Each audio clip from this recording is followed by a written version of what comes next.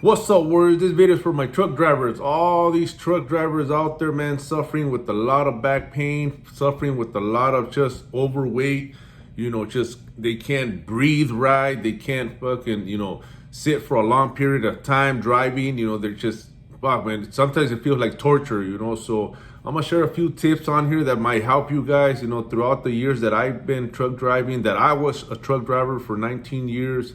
I learned a lot and I was able to change it towards the end, but a lot of times it's just a lot of wear and tear. So eventually we don't learn our lesson till we learn the lesson.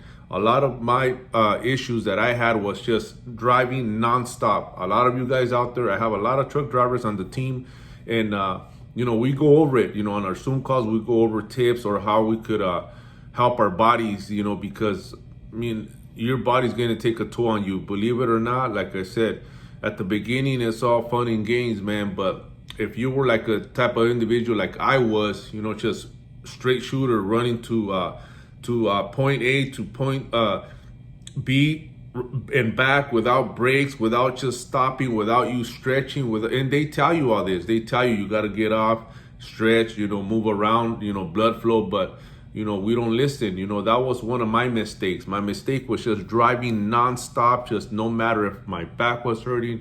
I just wanted to get to my destination and come right back. Especially all you guys that are over the road, or the ones that, drive out of state, same thing.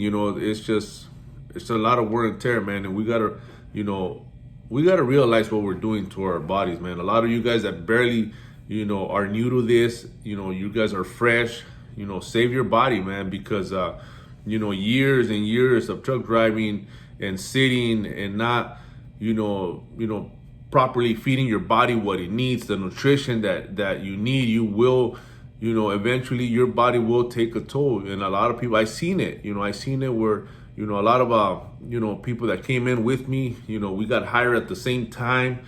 Damn, we all came at a certain weight, and then 10 years down the line, man, these guys, they just let themselves go. I fought. I was not gonna, let that happen to me. So I was always, doing something. As soon as I caught myself, gaining 10, 15 pounds extra, like now I had to cut back. There's ways, of you making it happen where you're able to manipulate your food out there, make better choices. A lot of times we want to do what's easiest. That's what's hurting us a lot, because a lot of truck drivers, they're like, oh man, well, it's hard, I don't know where this, it's hard to park this big old rig. I know it's fucking difficult. I know it's hard. It's not, it's just inconvenient. It's not that it's hard, it's not that it's difficult, it's inconvenient. You just don't want to do it, you don't want to struggle. But believe it or not, you could park it half a mile down if you have to, a quarter mile if you have to, and then walk, and that's going to be better for you, walking to go get something to eat, where you could have healthier choices, at these truck stops. They have them now. It's going to be a choice for you to make the right choice, the right decision, or keep eating junk, keep eating all this fried food, this fast food that's gonna just make you sluggish. That's that was one of my issues, and I had to cut that quick, man, because after years and years, your body will catch up, your body will take a toll. At the beginning, it's all good, it's all good and dandy, but years come by, believe me, that your body's going to tell you, and you're not going to feel the same. Your body's going to start gaining a lot of weight, even though at the beginning you were eating whatever you get your hands on. You were able to stop at any truck stop and get whatever you want. But knowing that it's just you're destroying yourself little by little, and eventually, like I said, it will catch up to you. So that was one of my mistakes, just rushing it, always trying to get to my destination and back. Nah, man, you gotta plan. It's all about planning. Towards the end of my years, when my body was just took a toll, and it was just a lot of pain, a lot of aches and pains. My back, my knees were giving out. There was a lot of inflammation.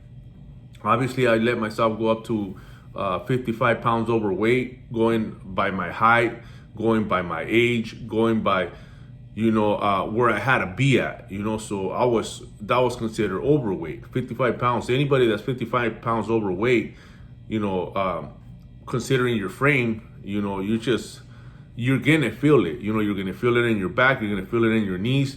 You know, it's just like, man, it's torture, you know. So we could negate that. You know, it's always having a plan. Like all my truck drivers here, you know, we have structured meals that they could pack. You could pack a lunch. They make everything convenient now. Now you just gotta go set yourself up with everything that you need. So when you're out there in the road, they sell some ice chests that everything's divided in there, you know, so it could be cool. Then you have your little like a portable heater. You could take that also as well. A lot of my clients, they have that, you know, that are truck drivers. They have this portable heater where you could heat your food, you could heat your chicken, you could heat your rice, and make it happen. You know, that's going to be an option. You could just plug it into the cigarette lighter, and it'll warm up your food as you're driving. You know, then get off, you know, stretch. A lot of my clients are doing body weight workouts out in the road, out in the truck stops. Gotta keep your body moving. You know, it's just forget about just trying to like push hard. I know that we're trying to get home to our families, but you know, you gotta save your body, because you gotta keep doing this every day.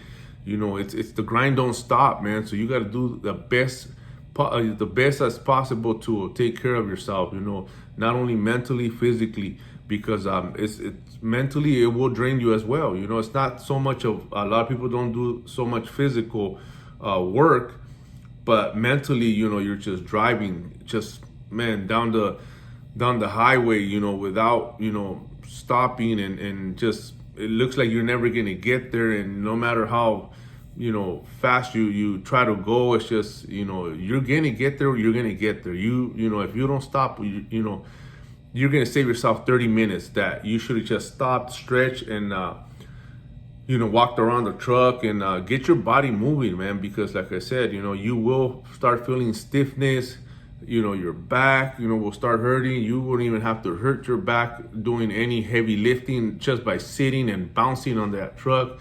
You know, these are tips that are gonna help you, that, you know, I learned throughout the, you know, my career of driving, you know, shit that I had to do, certain type of stretches that was helping you, you know, with your core, you know, your knees that are always sitting there. That's one of the first things that also, that, you know, you start feeling, you know, your knees. You know, a lot of people with the clutch, you know, and shifting and braking, especially if you're in traffic, when you hit, you know, these downtown areas from these cities, from these states. It's just, man, it's just a lot of wear and tear, man. So all these truck drivers here, you know, like I said, I wanted to share this tip. A lot of people are hitting me up. A lot of people just want to jump on the call with me, and just, they're beginners. They're just starting. They just got their Class A license. They're like, damn, girl, what would you tell me that you wish you would have known when you first started truck driving? And that's one of the first things that I tell them. Always